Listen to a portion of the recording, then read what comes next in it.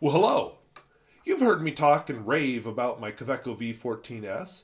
You've seen some first impressions, or perhaps during pens and use, some of my other vintage Kawecos that I've raved about. I like vintage Kawecos. Modern ones, they're okay. But I love my vintage ones. So I have high hopes for this Kaweco v61. What the fuck is it called? So I have high hopes for this Kaweco v61 with the extra fine nib. So let's see it. It comes in a leather case, kind of a definitely a 60s look to it. Maybe it's pleather, I don't know. Open it up. Now I have had the pen out to clean it. I'll just say first of all, Myober pens pack some nicely with they give them nice individual little baggies. This came as a set. I don't care really for mechanical pencils, especially vintage ones. The lead is thick, and I just would rather use a wooden pencil. But here it is with lead. Like I said, the vintage lead is thick. Yep, there we go. That's where I would fill it. So it comes with a pencil for what that's worth. The star for me, of course, is the pen.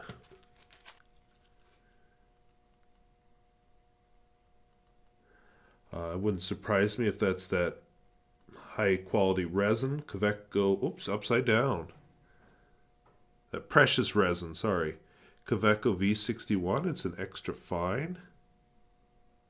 Little injection molding. Kaweco. Nondescript clip, and that's about it. Unscrew the pen, and I see the same nib as is on that V14S. It's clearly gold.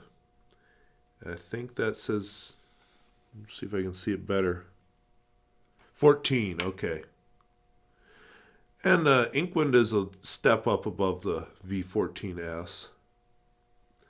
The piston, operating smoothly-ish. Just all in all, very nice pen.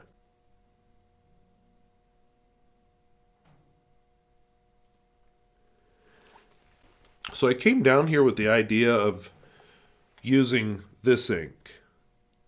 This is Diamine Damson. I don't know why that ink popped into my head with this pen, but it did. So let's see how it goes. So we'll screw down the piston. Probably can't see much.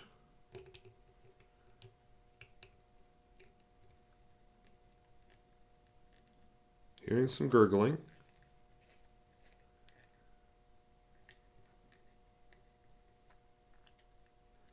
Heard a lot more gurgling that time.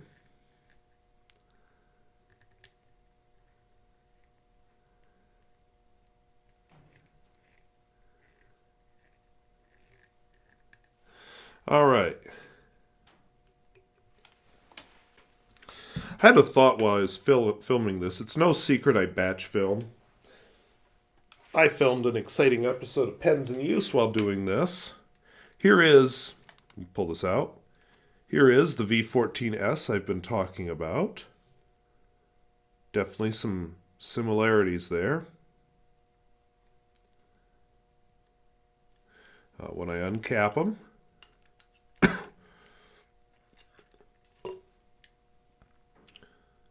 from the nibs, or from the feed side, they look identical. From this side, they look an awful lot alike. In fact, which one's which? So the 61 is this one, this is the 16. You can see that the Inkwand on the 16 is actually just kind of part of the threads, and then you can see a little bit up here. The 61 has a more refined Inkwanda. The nibs, darned if I can tell the difference.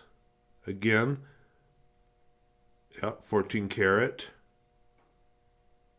585. So 16, 61. So I'm going to have to do some research before I do the actual review of this 61, which is fine. I'm just kind of curious. Huh. The 61 cap even fits on the 14. And vice versa. All right, these are clearly very closely related models. So I'm going to have to do some research to find out the relationship. Now, one thing I do know is that the V16S is a very firm writer. It does not have a lot of flex. I am kind of expecting the same here, although it was marketed as having some, but we'll see. So, I don't know if I'd call that flex really, but it definitely has some line variation. Oops, not Girbon. This is diamine.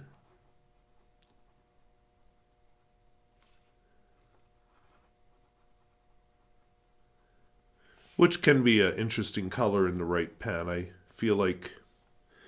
Actually, I feel like this is the right pen now that I say that. Maybe we're not seeing the shading, but this just has a subtle something to it for daily writing ink. Like, at first glance, it's black, and then you study it and like, oh no, that's an interesting purple.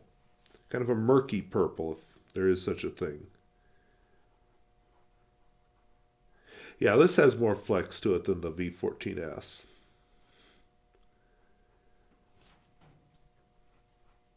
Could it replace the V14S in my heart? I don't know. That one's been there so long, it's like my first love. Wetness and flow.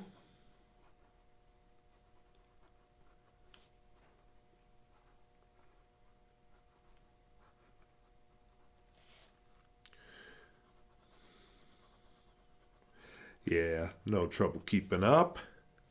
Smear test.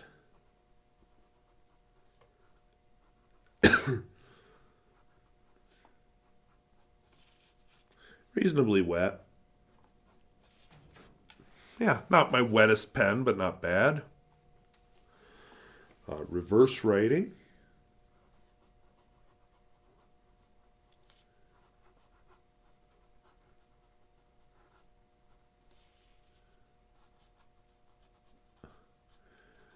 Very extra fine, ultra extra fine, and scratchy the way that kind of nib would be. And finally, the famous Pierre Gustafson test.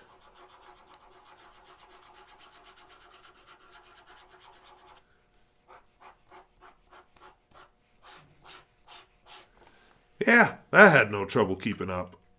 So am I thrilled? Am I pleased? Yes. This could fit the same place in my heart as that Kaweco V14S. This is a daily writer pen. With a little bit of bonus extra surprise in it because it does write with a little bit of flex to it. So it kind of gives your writing that extra boom. So happy, thrilled.